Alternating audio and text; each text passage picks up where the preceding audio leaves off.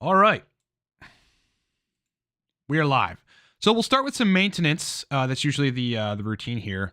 Um, let's see. The new Cortex formula will be launching in July. It's really difficult to tell because lead times are going to be different for different factories, and we just switched our manufacturing facility because our previous facility essentially kicked the bucket. They are wrapping up shop and going out of business, so we had to get basically a new product manufacturing company, which has been a little bit of a headache, but it has to happen and whatever. And the new company actually ended up working out better, price wise and a few other things wise. So I don't have the best prototype for that. Let's see, where's the Cortex prototype? Not that, but I do at least have a prototype, and that's kind of what it's going to look like. It's going to be a blue sort of label, background gray. It'll be a clear bottle, just like Torque. It'll look somewhat like the Torque stack as far as like the labeling goes, as well as kind of like the arrows pointing to like what it does. The coolest thing about the new Cortex stack, which I took this morning, is it stimulates you almost instantly. Like I swear it turns on in like 15 minutes. But then at the same time, it is a nice, potent, clean, synergizing stimulant, but the flow added in. So imagine what compound we have in there, adding the flow into the mix makes it like a great flow and focus stack, right? So like taking it within 15 minutes, you're like, all right, I'm awake, I'm good, my brain's feeling good. But then you want to gear into stuff, which is really cool. Look forward to the new Cortex stack. Again, this is just a prototype of the label, kind of like a, cheaply put together or whatever, doesn't look great. But the label will look somewhat similar to that. And we're looking at, like mid-July, late July. Couldn't see it going past like late July. Very latest, early August for the new Cortex stack. It's going to be disgusting, my friends. I lost my chat. There it is. Cool. So as we get people in here, we'll get some questions in. What else I want to talk about? Let's see. Yes, bromontane. So bromontane is a very impressive compound that works on helping you to synthesize more dopamine. The doses are going to vary between people. I started off, I think, at 25 milligrams, and it like disrupted my sleep. And I was like, oh man, I'll never be able to dose any higher than this. And I got good effects at 25 milligrams, but I was eventually able to work my way up to about 45, 50 milligrams. And that's what I've been dosing somewhat frequently in the last week and a half. I've been dosing bromontane. Now, I'm right about at the end of that cycle where I'm going to cycle off of it and kind of not dose it for, I don't know, who knows, 2-3 weeks, maybe a month. But I like to do that every now and then, come back to bromontane. My dose is between 40 and 45 milligrams. It's never hit or miss. It's always hit at these days, right? I just notice kind of like an amphetamine-like stimulant, but without feeling jittery. I get a lot done, but I'm better multitasking. I don't want to say it's hard to focus on bromontane, but I'm more equipped to like maybe do some editing on videos or like switch between tasks and stuff. So been dosing bromontane semi-frequently, every third day or something over the last 2 weeks, and I've really enjoyed it. I had a really interesting experience with, a new client who came on board where we tried, basically everything under the sun with medium dose and then higher dose nootropics. And that was what he wanted to do. He's like, I don't really respond to things unless they're higher dose, but it just happened to turn out that the guy responded to lower doses of ultimately everything. Like we didn't get everything dialed in and perfect until we went way lower on doses. Now that's not going to happen for everybody, of course. Like people are just going to require higher doses of things, especially the more you weigh. I mean, that seems to be the predominant thing. But we were dosing low dose Noopept 5 milligrams when we were stacking with racetams, a couple 100 milligrams of either aniracetam or oxiracetam, very low dose choline source. And that's when we got the guy dialed in. So always remember, more is not always more when it comes to nootropics. It may be for people that weigh 180 pounds, 200 pounds plus, especially if you're going in the 220, 230. But for a lot of guys, they're going to respond to lower doses of nootropics and actually end up having everything work out better. It's a shiny object, right? Like we want to be dosing these things in higher quantities because we think we'll get better results, but not always the case. For those of you that are here, if you got questions, ask them. I will put them on the screen and we will start the discussion at any time. As I was saying in the beginning, the new Cortex stack, again, that's just kind of a roughly put together label prototype, is going to be out in July. So it is going to be sick. I took it literally, about 40 minutes ago. It turns on in 15 minutes. Right away, I notice it. I don't even have to drink coffee with the stuff. It's very, very powerful. So I'll be extra verbally fluent and focused, I'm sure, during the stream because the new Cortex stack, which is not out yet, will be out in July. All right, first question, Jesse Patona saying, hey, what's a good cycling protocol for huperzine A to take with something or on its own? Yeah, I'd start on its own first. As I mentioned in the recent video that we did on huperzine A, you probably want to start at 40 micrograms or so, and then only work your way up if you need to. Again, don't always shoot for more is more. That's internet folklore. Physiology works much differently than it, is projected to work on the internet. Especially from Reddit and folks who are just kind of haphazardly dosing and stuff. If you need to go up, then do it in 40 or 50 milligram increments. That is your best, safest, most ideal bet to reach your highest dose of tolerability. As an example, yeah, I can take 200 micrograms of huperzine A, but I'm right at that, not tolerable dose where it's like I'm too focused, if that makes sense. I'm so focused that it slows me down. It's really strange if I get too high in the huperzine A. So that's what you want to do. Start with 40 micrograms, work your way up in 50 milligram increments or so. The best way to do that is just to get a 200 milligram tablet, get a pill cutter, cut it in fourths, start with the lower, 1/4 of it, which would be 50 micrograms technically, and then just kind of move your way up from there. Alton Woods is saying, what dose of fish oil to recommend for AI cause joint pain?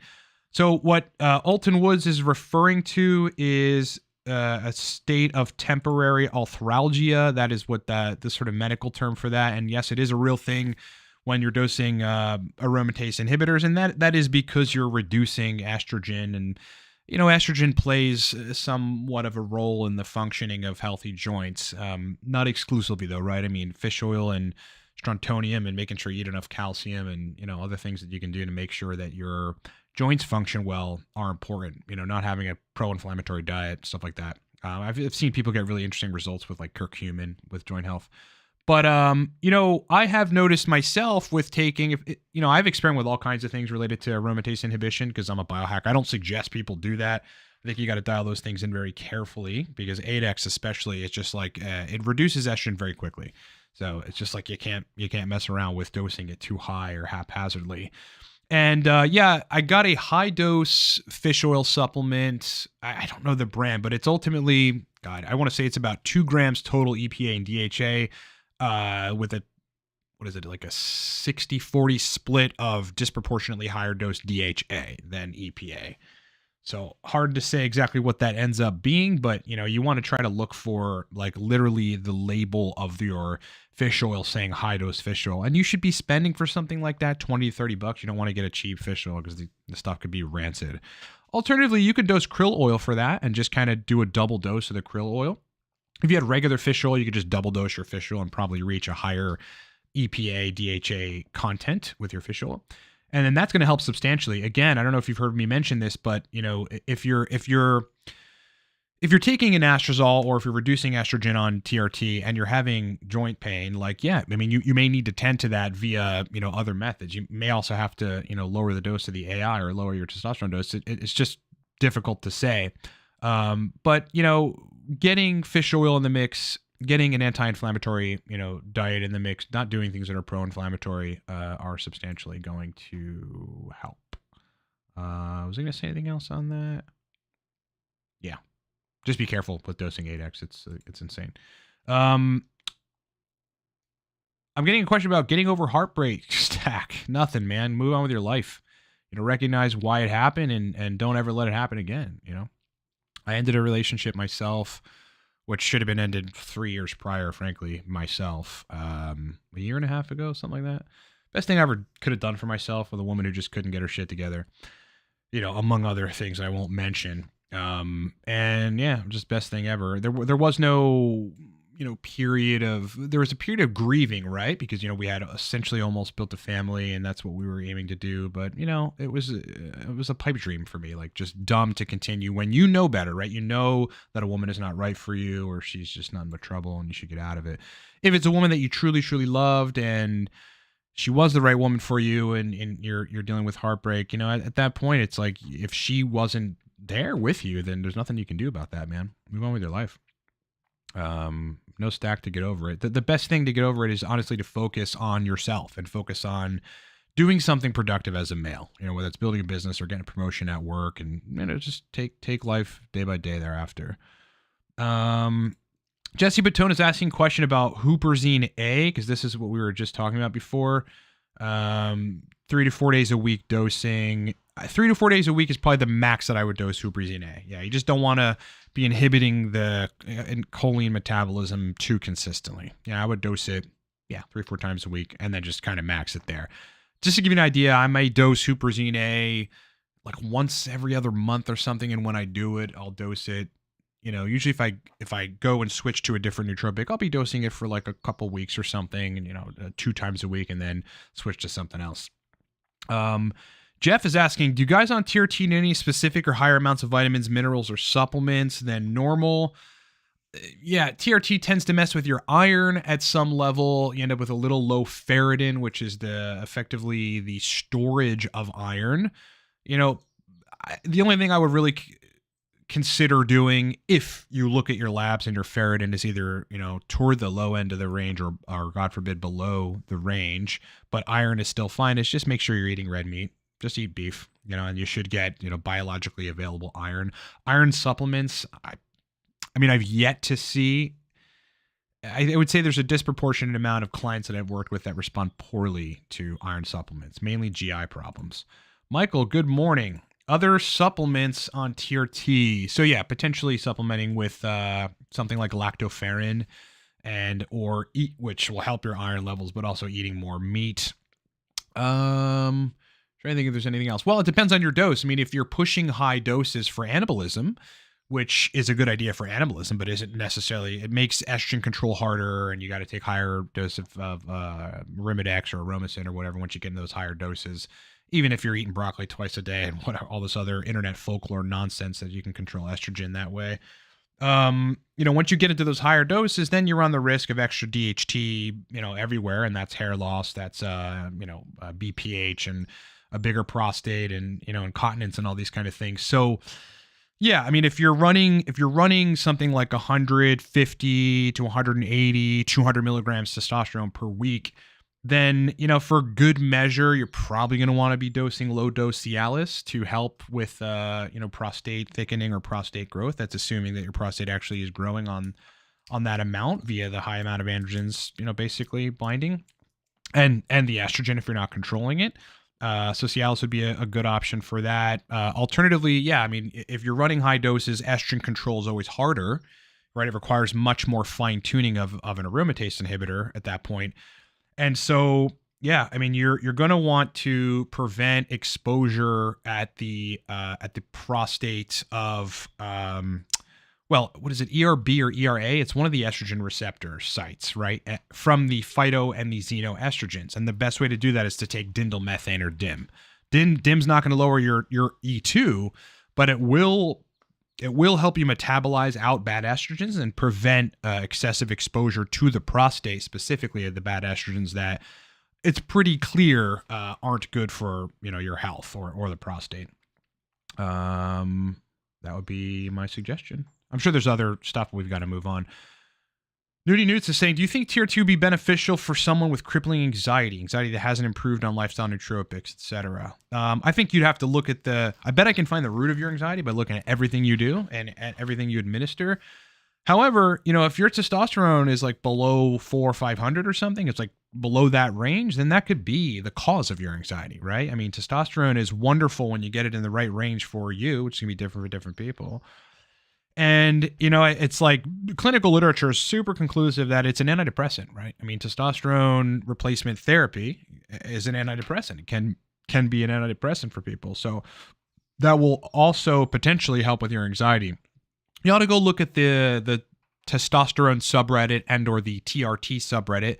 They're both basically all guys on TRT on Reddit. And though there's like a lot of misinformation on there, you're going to see people anecdotally reporting like better mood, better anxiety, etc. once they get on TRT, so long as they're managing estrogen or their dose is low enough that they don't really have to manage estrogen all that much. Because I can tell you, that's why this whole like anti-AI or don't control estrogen is so absurd. First, scientifically, but secondly, anecdotally, it's like guys turn into an absolute mess when the E2 is too high. You know, for 90%, it looks like. I mean, the other 10%, they're either lying or they're fucking anomalies.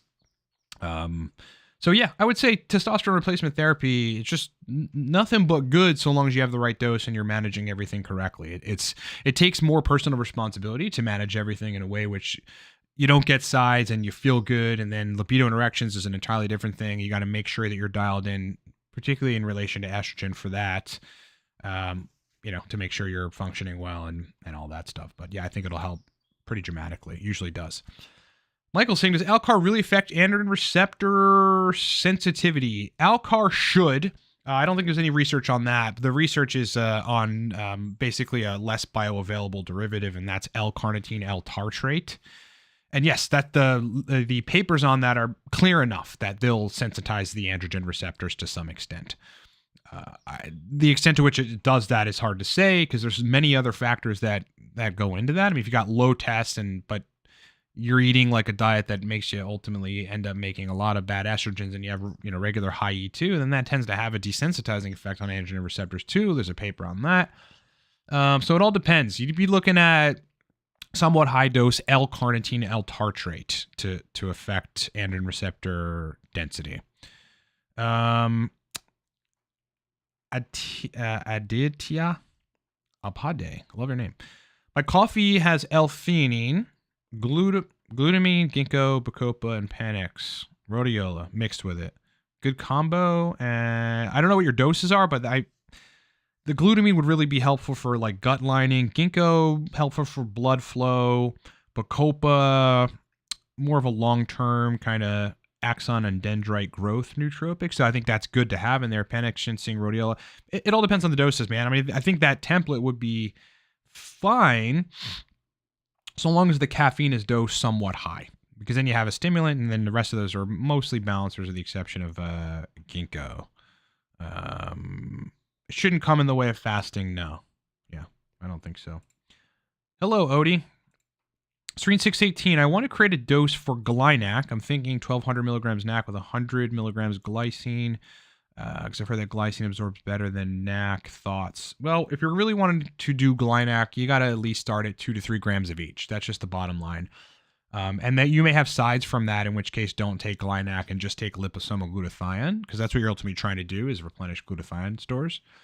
But, you know, lower doses is just lower doses of NAC and glycine. You're not reaching kind of Glynac concentrations. And what's important about the Glynac concentrations, like the 3 grams at least dosed of both of them, is that that's what we have published literature on, right? We don't have literature on lower doses.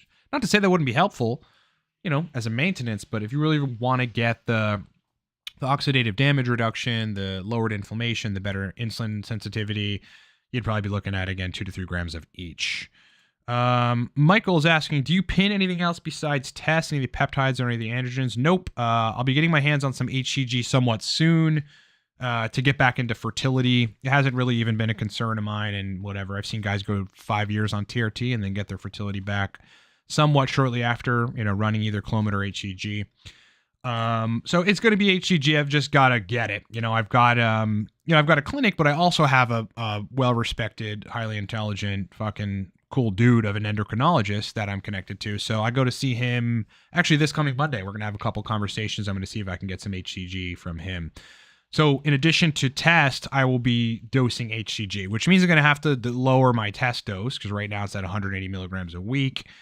I'm running the anabolic version of my 2 protocols that, you know, work really well, which is 100. Yeah, it's dosed every other day. What is that? 52 milligrams or something every other day. And intramuscularly. So, I mean, it's definitely a great anabolic stack. I think thereafter, again, once I bring HCG, I'm going to have to lower that, right? And then once I'm going build some more muscle for the next month and a half or so, I'm probably going to lower the test dose anyway. So at that point, we'll be doing one more thing. I take a Natrazole as well, and that depends on which protocol that I'm running. But at, again, 180 milligrams a week, injected intramuscularly every other day, I run about 0.25 or so of 8x every other day. And that keeps my E2 in like 18 to 22, literally in that tight range. So it's like perfect. Odie is saying, I decided to have tyrosine with my coffee today. How do you feel? Pretty stimulating stuff. If it affects you well. DJ Millen is asking, not really nootropic related, but what's the quickest way to get over anemia? Yeah, eat red meat would be my first suggestion. Eat red meat 3-4 times a week, and, eat some eggs too. Make sure you're still getting carbs. Don't exclusively eat meat. Aside from that, you may want to look at optimizing iron transport, and you can do that with a chemical called lactoferrin. Lactoferrin would optimize iron transport, saturation, and storage. So that would be my suggestion. Again, I've said it before, you'd be hard pressed to find a person that tolerates iron supplements very well. They're just very hard on your GI tract, and I'm not entirely sure why. Michael is saying, be careful with Clomid vision side. Yeah, I guess it's the zooclomiphene in it. Clomid is essentially 2 different chemicals, and one of them, gives you ocular issues. That's got to be the estrogen receptor, blockade that's happening. I'm not a big fan of estrogen receptor blockade unless you have gyno or something, or unless you just, you want to be fertile, but you can't get HCG or something. So Sarah is saying newts for someone in the biotech industry, chemist. I don't know. I mean, based on the kind of work that you're probably going to be doing, which is very linear, logical thinking, and then also having to focus and whatever, you probably want to look at racetams, experiment with them, bring aniracetam, oxiracetam in, dose them low in the beginning, 400 or 500 milligrams, 50 to 100 milligrams of a given choline source, see how you respond, and then kind of move up from there if you have to. But some people won't have to. I mean, you can take, a lot of guys always say this, end up in the 300 to 500, 600 max milligrams of either aniracetam or oxiracetam, and they just feel great. You start going to 700. For some guys, they'll tolerate it perfectly. Other guys are going to get sides. DJ Millen, you are welcome. Newts, you are welcome, my friend. Any other questions, guys? If you got them, post them. We will get them on the screen. Jason is asking, would you take sulbutiamine alongside a nicotine patch? That'd be too much choline activation. Not necessarily. It really all depends. I mean, sulbutiamine will make you synthesize more acetylcholine, but nicotine will probably in that acute period displace the acetylcholine at the nicotinic receptors because it has a higher affinity at the nicotinic receptors than acetylcholine itself, which I know sounds bizarre, but it's actually true. So I think you'd be fine. I think what would happen is you'd be synthesizing more acetylcholine, which is good, and that may bind to the muscarinic receptors, but the nicotine patch is going to go bind right to the nicotinic receptors, and that other choline is going to be binding to the muscarinic receptors. I believe that's how that's going to work. Could be wrong, but I don't think so. Jonathan is saying, have you had blood work? It is usually rare that you need AI for 100 milligrams test a week, especially if you're doing EOD dosing, but great to have one on hands if you develop any estrogen symptoms.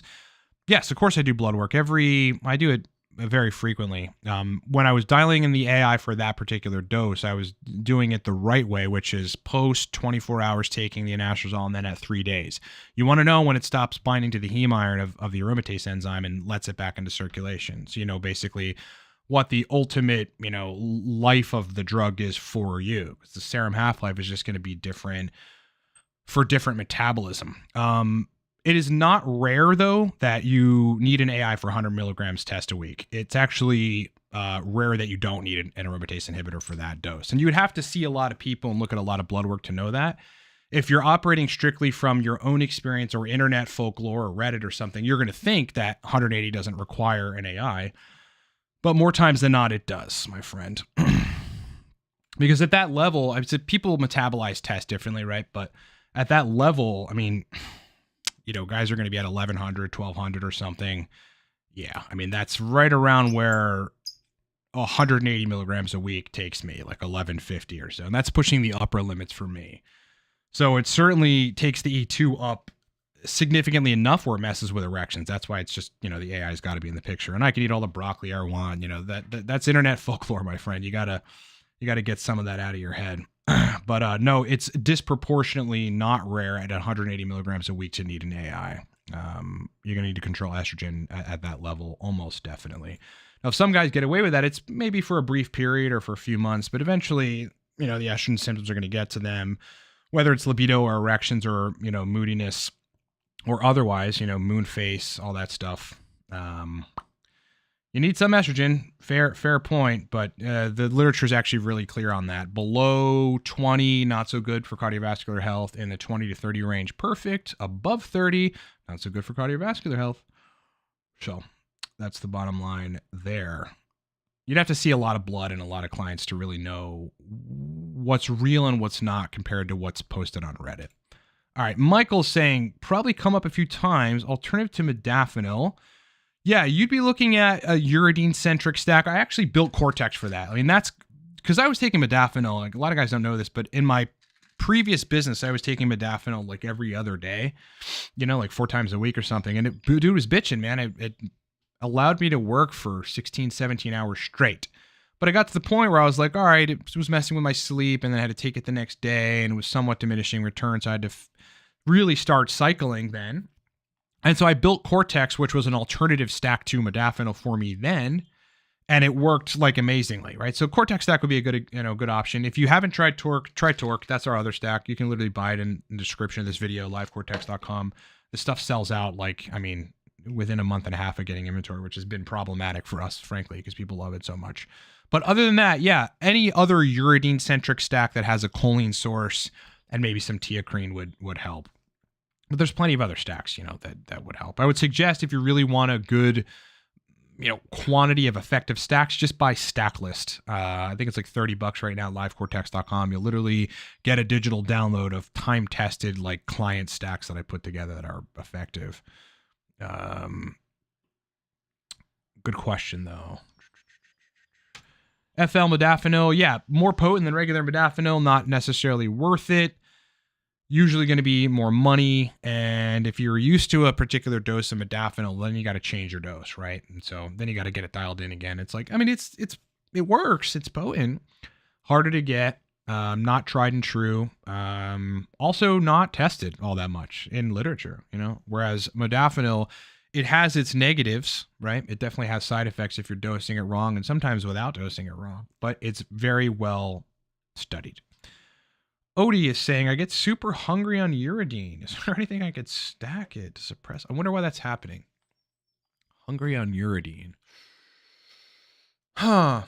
I mean, maybe, I don't know. Maybe it's somehow fostering with choline metabolism in some, maybe it's making you make more stomach acid. That would certainly do it. There's things that can make you make more stomach acid, and then you always feel hungry. It's an interesting thing. That happened to me on TTFD. So, I did when I was dialing in the dose. Then it happened on the right dose, but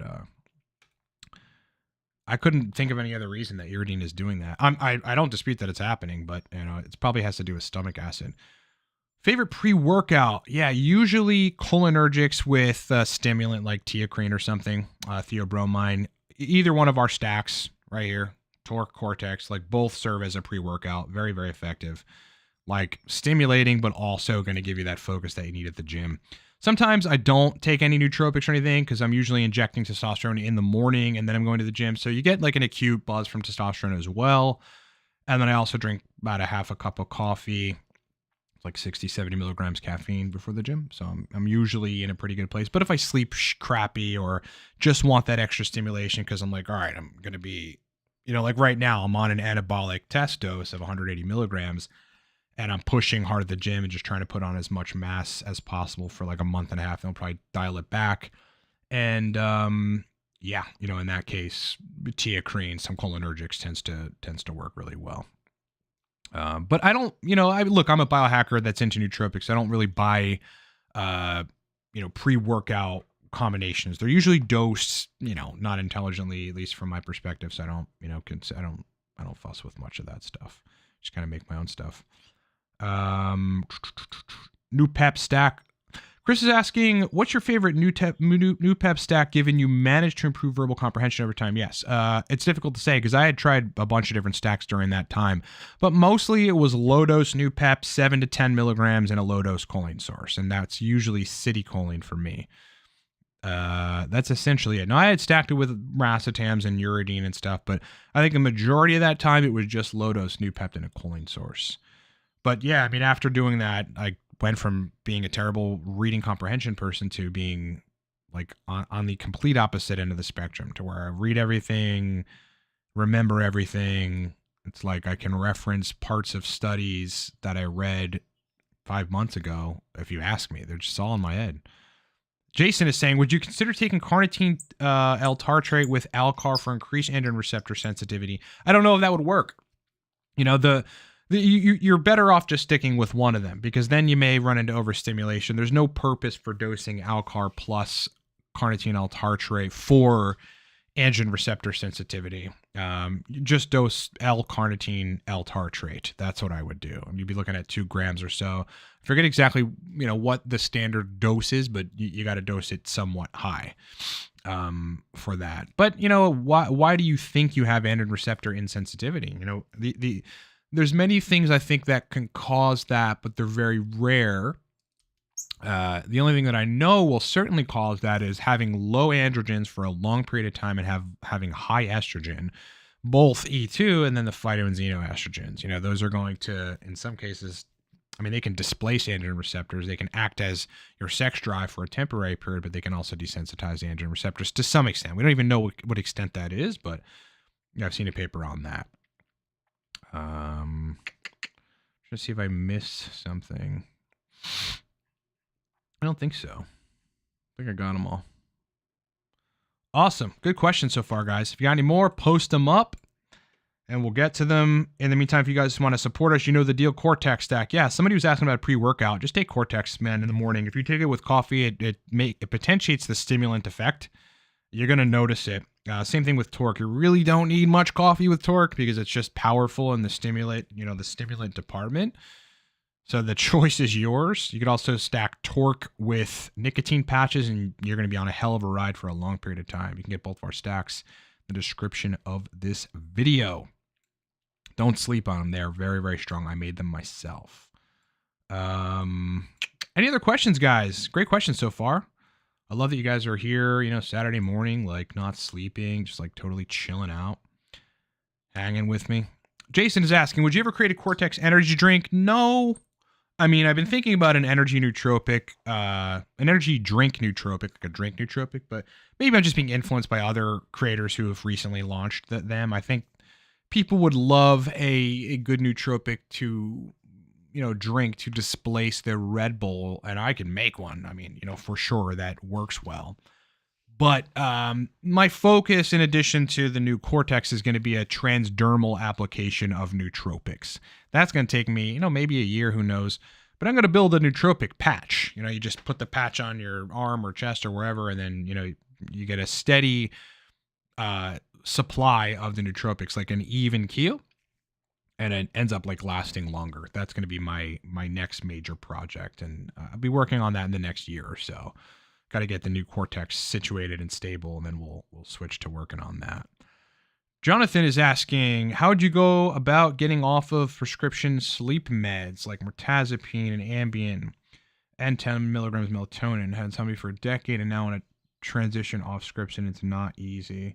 Well, you got to look at the mechanisms of action and try to address what they're doing in other ways. That's the best, most general way, but I think it's somewhat surgical too, because you got to understand what mirtazapine is doing in relation to sleep. Ambien, I forget the...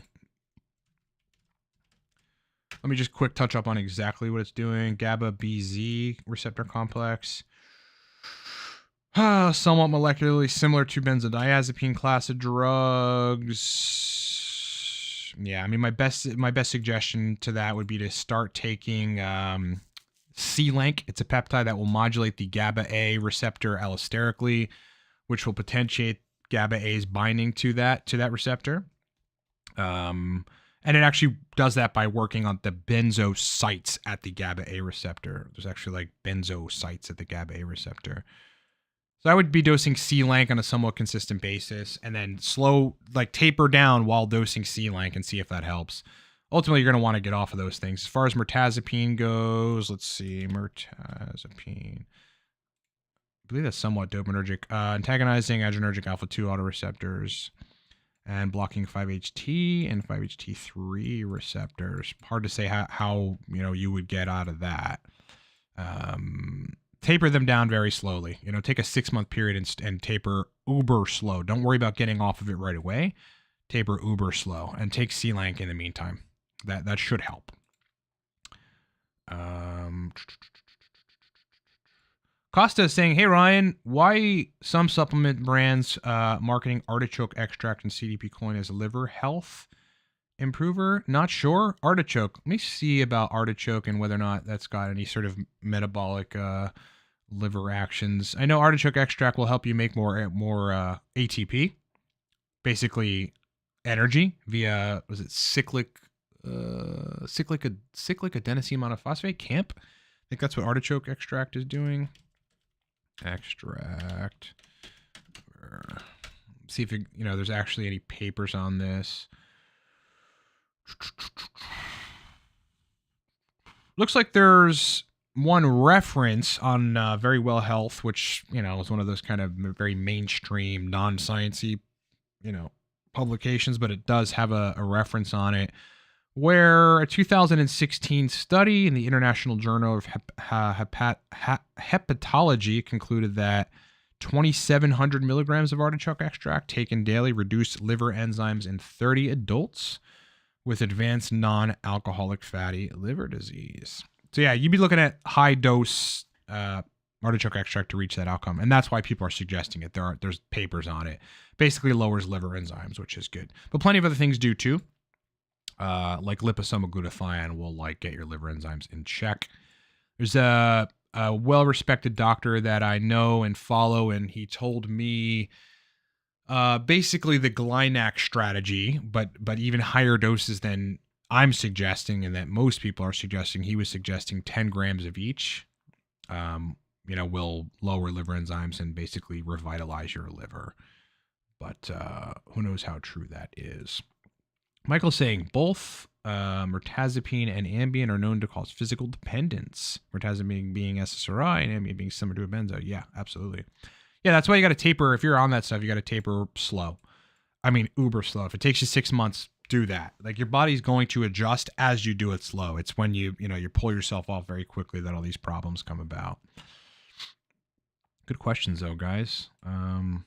Yeah, I'm stoked you guys are here Saturday morning. It's raining here in Pittsburgh. There's not a whole lot that's going on today. There's some gathering downtown. I don't know what the hell this chick wants me to go to. I don't even know what we're doing. So I may or may not go. Kind of thinking pizza and a movie today. I'm getting close to a cheat day, so I may want to just run a cheat day and have some pizza and breadsticks. That's my cheat day. I go to this place called Pizza Palermo here in Pittsburgh. It's like a chain, but they're awesome.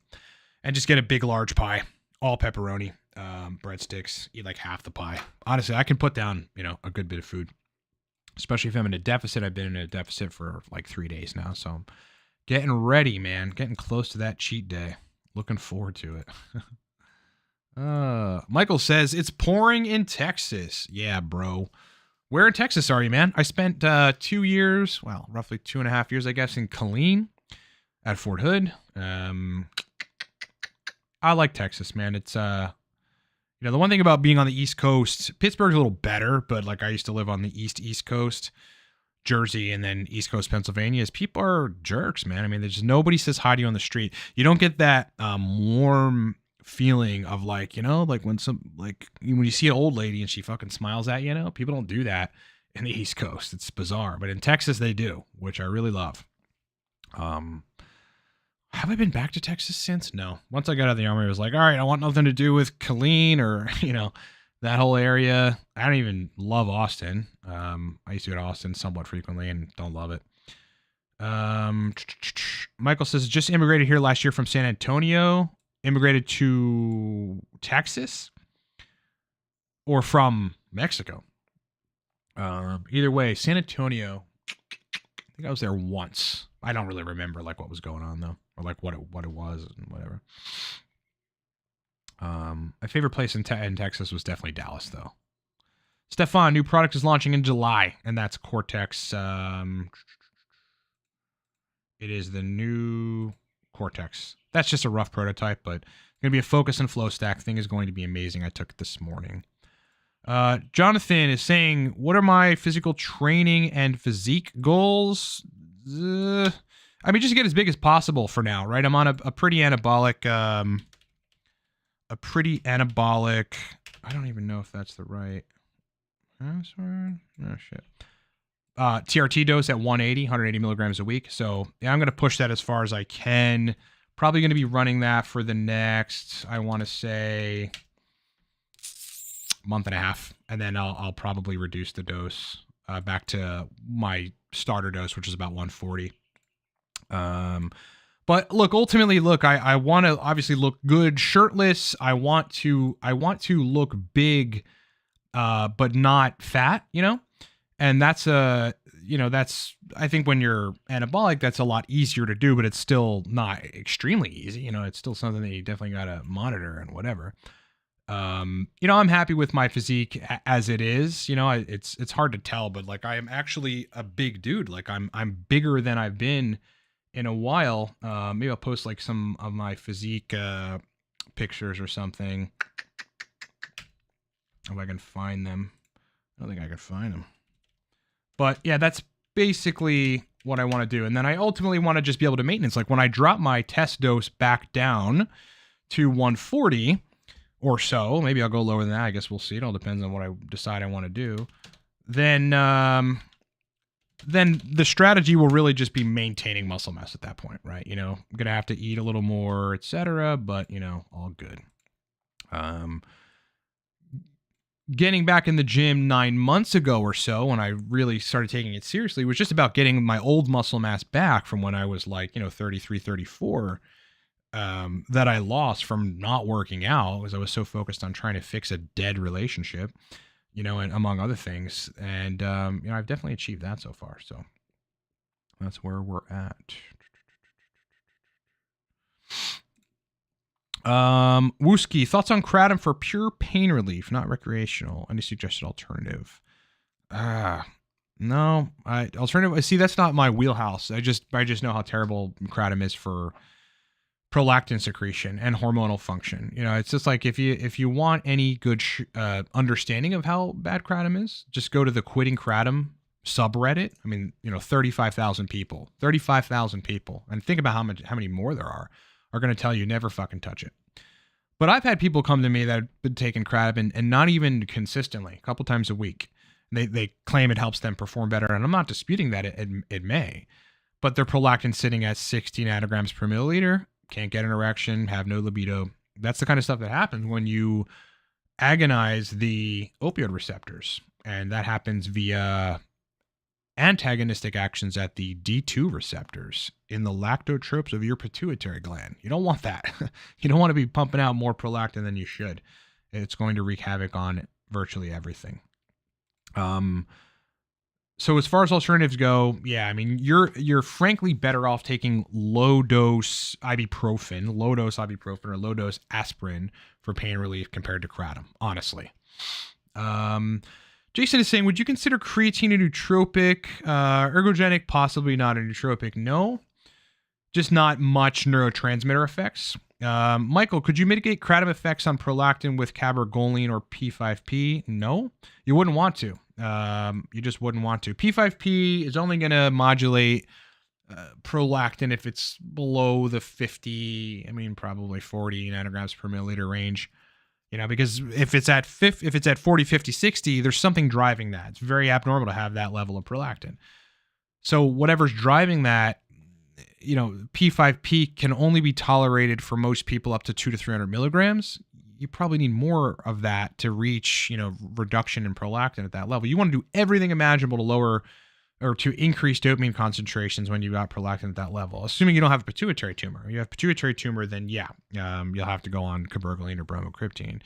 P5P is not going to really help with that. But, you wouldn't want to take kratom, and you're still going to be doing the other really negative with kratom, which is inducing a dependence at the opioid receptor of opioid receptor agonists. And that's going to fuck you up maybe even worse than the prolactin, or equally. So there's nothing good about it. I don't know if you're trying to justify using it. You'll never get a justification for using kratom from my perspective. I've just seen too much, man. I've seen too much. Jason, weed and prolactin. Yeah, marijuana has a suppressive effect on prolactin, but the problem is that the suppression is not very long-lived. So the moment, pot's out of this picture and it half-life's out of your system, then prolactin comes back up, right? So unless you're smoking pot all day, literally, you're not going to be continuously suppressing prolactin, and it's going to go up and down. But yeah, it suppresses it initially. That may, you may develop a tolerance for that thereafter, and then prolactin goes back up. Just, yeah, not very good for the prolactogenic system. Pot's also estrogenic as well. I mean, that could be why it's prolactogenic. I'm not exactly sure if it's interacting with the D2 receptors or ER receptors at the pituitary level, but it is estrogenic and prolactin. Lipothiamine and TTFD, the same thing? No. I don't know what I guess you're saying lipothiamine. TTFD is a very particular pharmacologically active version of B1. Lipothiamine may be another pharmacologically active version of B1. Never seen it. You're really looking at for thiamine in a high bioabsorbability, which actually gets it into cells and makes it function. Benfotiamine and TTFD and solbutamine. Those would be the three that I would suggest taking. Jonathan is saying, so I've got some tools in the toolbox for different areas of cognitive improvement. What are a few compounds that help strictly with improved mood and motivation or mood elevation? It's too general of a question, because I don't know why your mood isn't great to begin with. You'd want to look at that first. And then, because I couldn't, it's like, yeah, you could fuss with serotonergics to help mood. Usually dopamine and serotonin enhancement is going to help mood, as well as making sure your testosterone's in a good range for you. But don't be deficient in any micronutrients. Don't be deficient in anything, look at all your labs, get down to everything, man, and see where you can improve stuff. Synergistic with DHA. What compounds are synergistic with DHA? Heavy fish oil, uridine, citicoline, alcar. There's so many. All the racetams, right?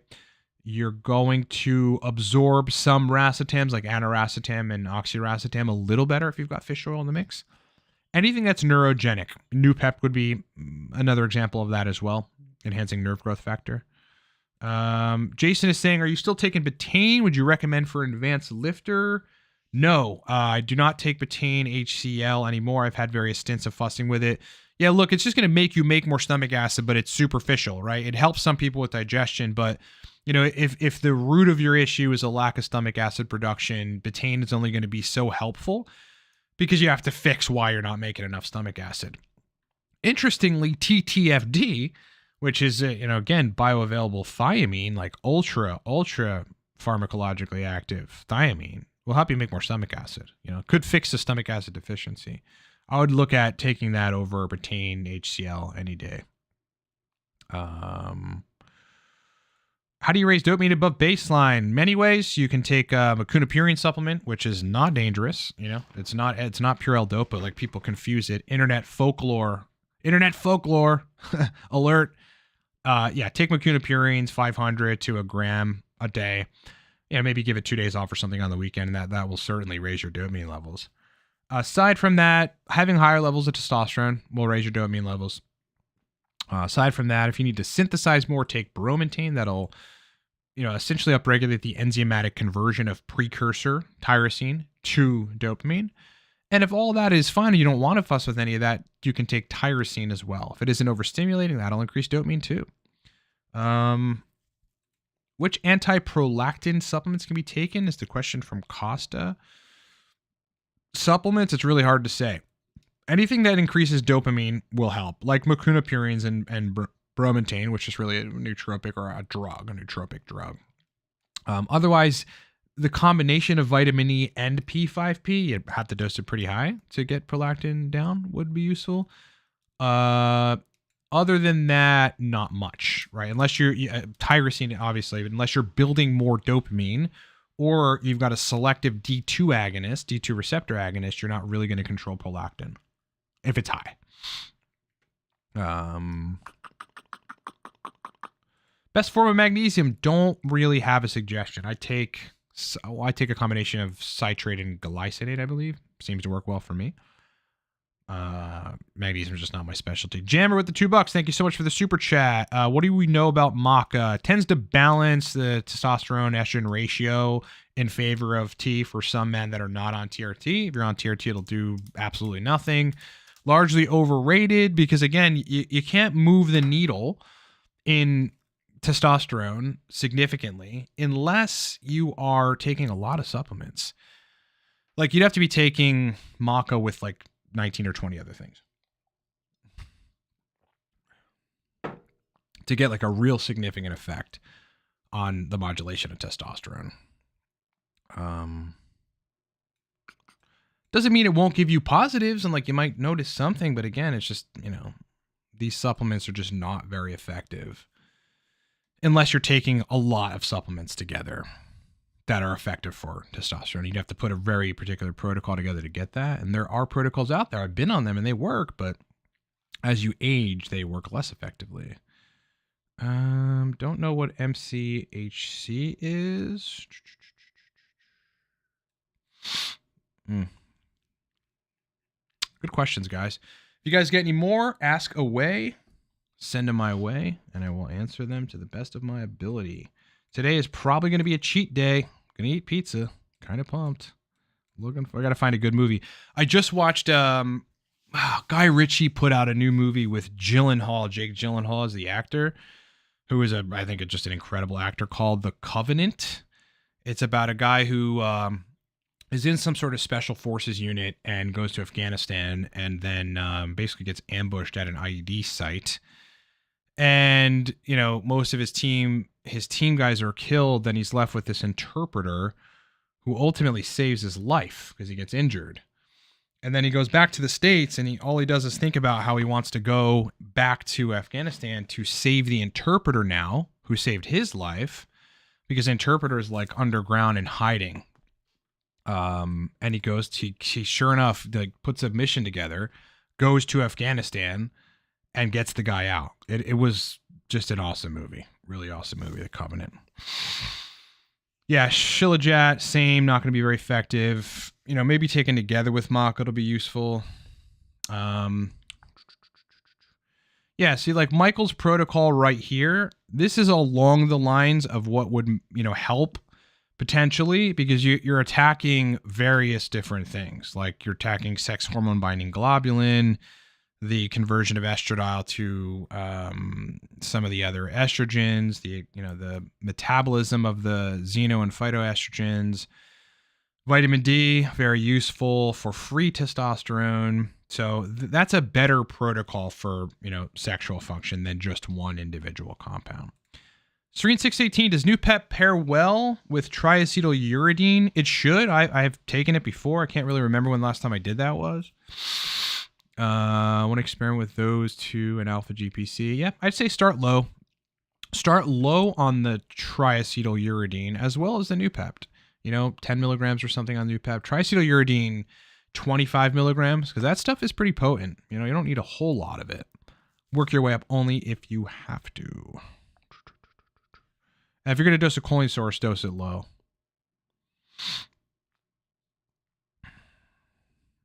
Opinion on cat's claw. I don't really remember what that does. Let me see if I can look it up and see if there's like some interesting mechanism of cat's claw.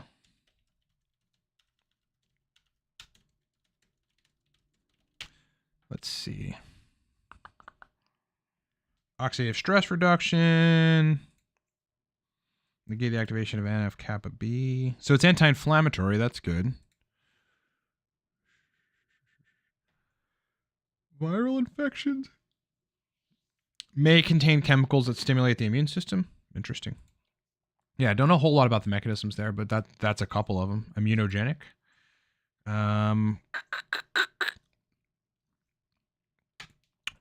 Nasir is asking, why isn't phenylalanine talked about more? It's a good question, right? It's a pretty potent dopamine precursor, noradrenaline precursor as well. It's in like one stack that I know of, and that's Neurofuel by Natural Stacks, which used to be called Siltep. Does tyrosine increase the number of moles on your skin? Yeah, no, not unless you're consistently dosing it and spending a lot of time in the sun. Never seen that happen in real life. I guess it has some sort of interaction, or can, with melatonin or something like this. Not really sure. Nasir, what's a good pre-workout stack? I mean, anything stimulatory, but also that will allow you to focus. Like, I'm a big fan of taking theobromine or teacrine before the gym, as well as a racetam or something, or Noopep, because then I can just focus and I'm energized at the same time. You know, as far as like commercial pre-workouts, again, I don't buy those because they're loaded with beta alanine and other stuff, and that's like fine, for pumps and whatever. It's just I don't need it. I don't care enough, and I'm usually just good on nootropics and testosterone. You know what I mean? Going to the gym. Michael's saying, you mentioned adding HCG. Thought about Fedosia for its exogenous effect on LH and FSH.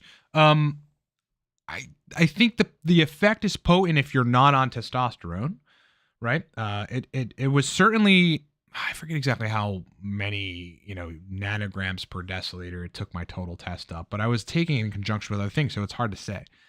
I think it'll be useful for some guys. Are going to get a positive benefit from it, and some aren't. Depends on what's causing you to have low tests to begin with. But no, yeah, when you start getting into anabolic androgenic steroids, like which testosterone is basically, and how effective it is at raising serum concentrations and being anabolic and being androgenic, you realize that the supplements, you got to take a lot of supplements in order to reach some of these positive outcomes. Now, I'm not a fertility expert, right? So I'm sure there are things that you can take that enhance fertility and that may enhance like Sertoli cell binding. I'm sure there's a way to hack that. Off the top of my head, I just don't know.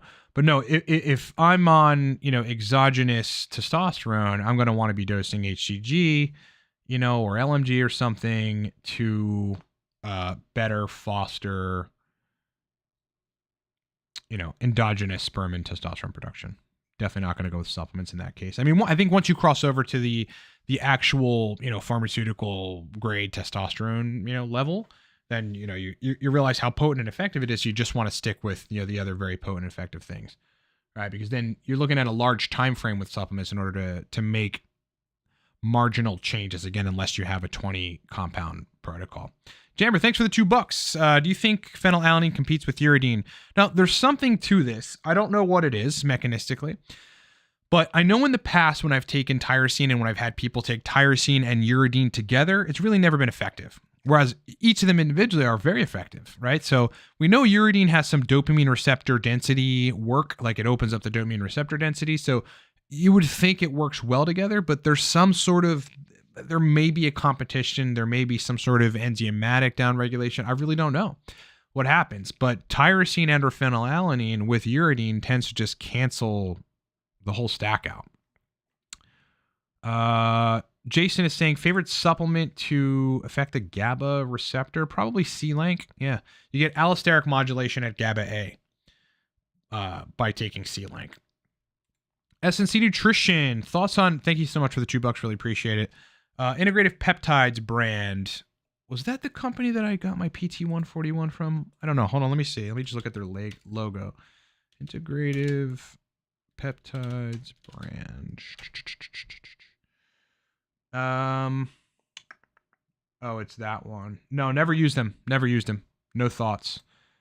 They don't have many reviews. Yeah, my people that use a lot of peptides don't talk about these guys. They do talk about what is the peptide brand? See if I can find it.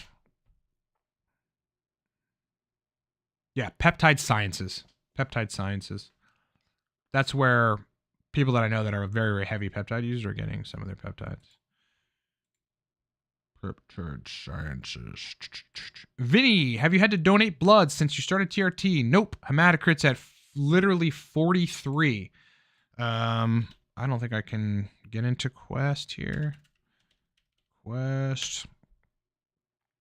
Yeah, but it's never been high. But because hematocrit has to do with a lot of things, you know? I mean, you can't just, it's not just testosterone. It's your lifestyle. How do you eat, you know? How much water do you drink? Yeah, I can't even log in on this computer, so I can't show you. My hematocrit was 43 something, 43 or 44, never been high. But, you know, for most of my testosterone, you know, replacement dosing, it's been, you know, semi-frequent injections. I started off on every 4th day and then just ended up changing the protocol. But now I'm running 180 milligrams every other day. So, I mean, just with that kind of frequency, you don't get, you know, like, I think day of injection, I may be sitting at 1200 or something later on that day or that night. You know, I'm not pushing very, very high levels of testosterone. I think once you're pushing the super physiological past 1200, like you get to 14, 1500, what you would achieve temporarily by dosing, you know, 150, 180 a week, but split up into 2 injections, you get these very, very bolus increases in hormones. Then is where it seems where you get, you know, the most, if you're doing that consistently, rises in hematocrit. So no, it literally sits at 43, 44. Vinny's saying his hematocrit's at 49 naturally, so makes you worried about starting TRT. Mine was at 43, 44 before I went on TRT, and it literally stayed there. So, and again, I probably attribute that or ascribe that to the more frequent injections, you know? I don't dose every day, you know, I think that's like insane for something like cypionate.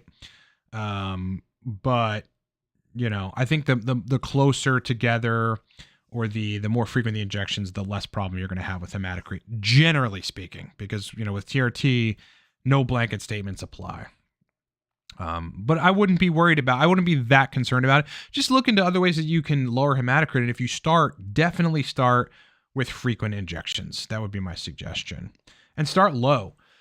You know, don't think that more is more. You know, I'm only on 180 now for anabolism, and I'll scale that dose back. It's almost like, you know, kind of like a test cycle. But, you know, I'll eventually get back to what I think is probably an appropriate dose for just TRT for me, which would be like between 120 and 140.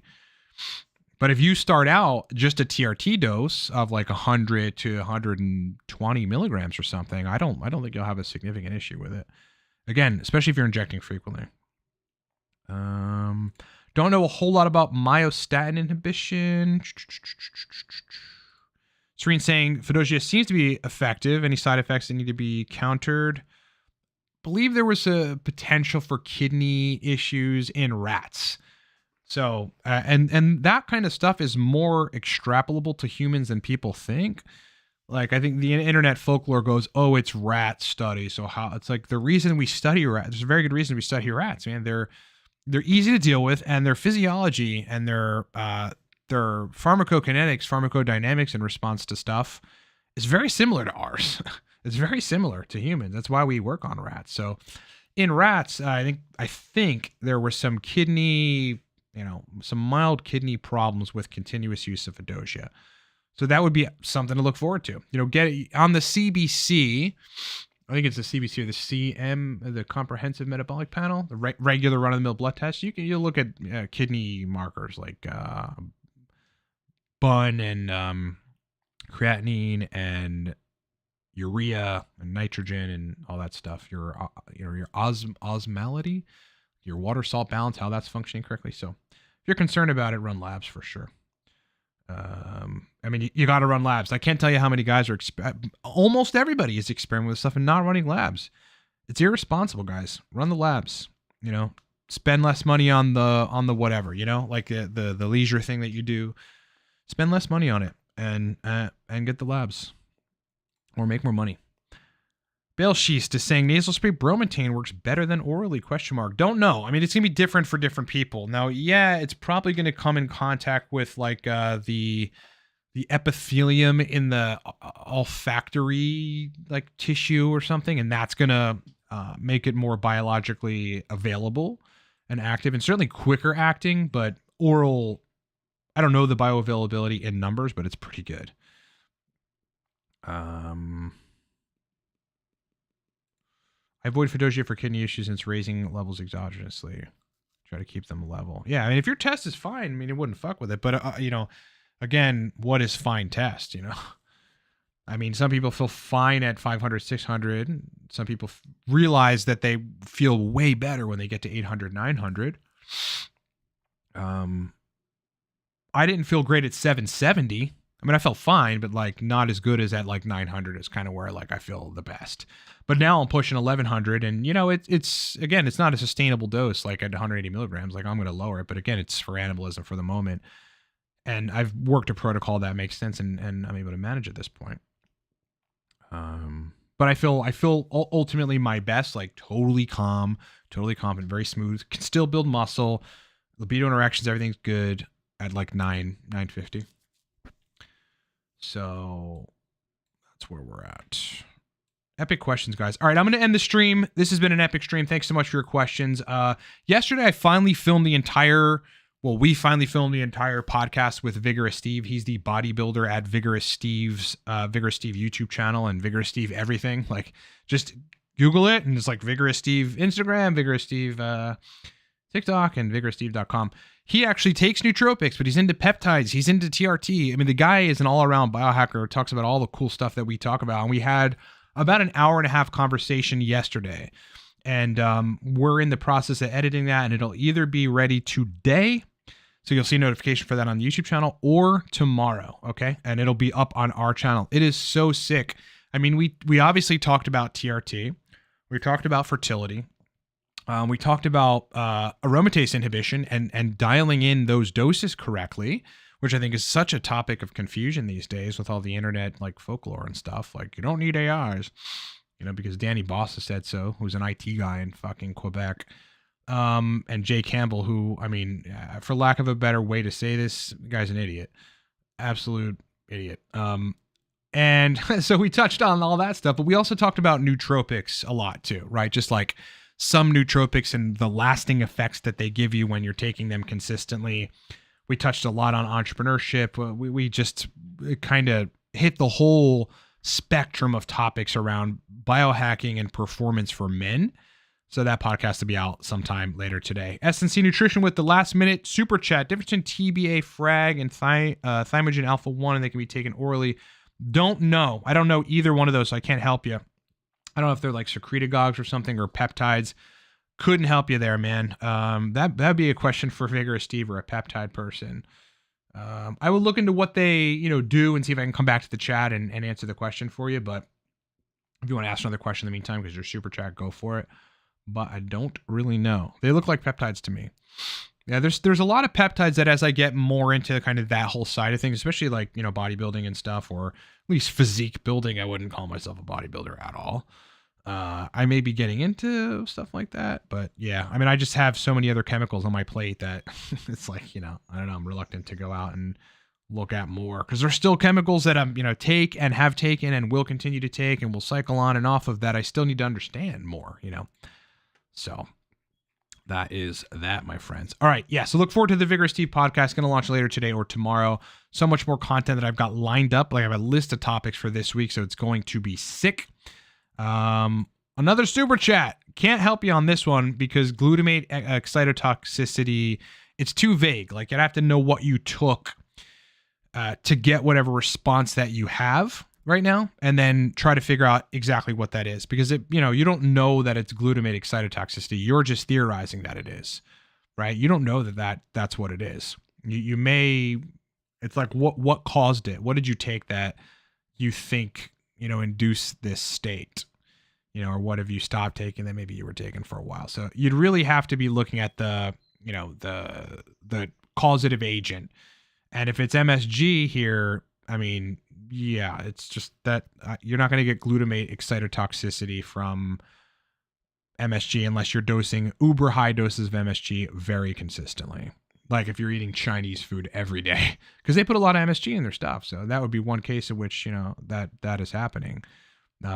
Suggestions, if you, in the event that you ended up doing that, hard to say. I mean, anything neurogenic would probably help, potentially dihexa, but I'm just reaching. I'm just speculating at that point. You know, you've got to determine what's really wrong. Unless you were eating Chinese food consistently, you know, they dump a ton of MSG on it and you're doing that every night for dinner, I don't think you have glutamate toxicity. All right, guys, I'm going to end the stream. Epic questions. I appreciate your guys' questions. We'll do another stream probably Thursday or next Saturday. Trying to think if I have something next Saturday. I may have something going on next Saturday. I'm like thinking in my head that there's something there. So look forward to potentially Thursday. Just make sure you have notifications ready to get dialed in on this channel. Hit the bell because then it'll ping you, especially if you have a YouTube app. It'll ping you literally on your phone and let you know your boy is live. All right, everybody. Appreciate you being with me, and I will talk to you